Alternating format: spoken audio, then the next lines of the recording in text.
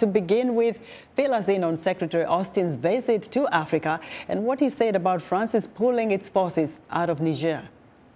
Well, good evening, Esther. Thanks for having me. It has been a very busy time for the Secretary of Defense. This is his first trip to Africa as Secretary of Defense, and it's the first time that any U.S. Defense Secretary has visited Kenya since 1976. He praised the Kenyans for their support with the fight against al-Shabaab, especially with their support towards the Somali government. As you had mentioned earlier, he met with the Somali president, and he pointed out that while it is still a tough fight against al-Shabaab, he said the Somali forces had made more progress in the last year than they had in the past 5 years combined. So he was basically urging the community to stay with the support to the Somali government and to not only fight militarily, but to also look for ways to solve the problem, that the real deep problem there, and that's the poverty level and the economic situation.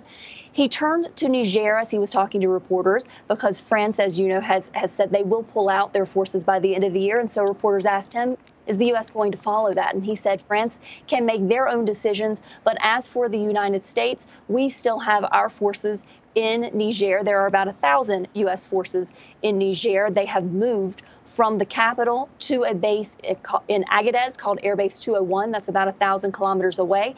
But other than that, the big basic numbers have not changed. However, they're not doing counterterrorism operations right now because of the situation, the political situation in Niger.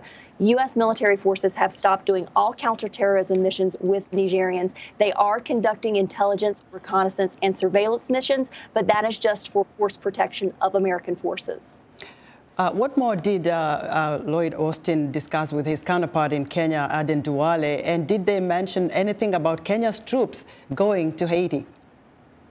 They did. In fact, the United States is going to commit $100 million to help the Kenyans in their peace missions that they're going to be having in Haiti. And they have encouraged, the Defense Secretary encouraged other nations to follow suit with the Kenyans. He praised them for being a leader in several countries when it comes to peacekeeping. And that was something that the Kenyans were very proud of. And they said that they have stepped up to the plate and they will continue to step up to the plate. Do you see any common theme between the three countries? He's heading to Angola after he leaves Nairobi. What's the common theme between Djibouti, Kenya, and Angola? Well, the common thread between Djibouti and Kenya is clearly the counter-terror fight and the fact that they have long-standing, close military ties with the United States. Djibouti is home to the major military base for the United States. About 5,000 U.S. military personnel are in Camp Lemonnier in Djibouti. Kenya also has a base that hosts U.S. forces, Manda Bay. The secretary is going to be going there tomorrow.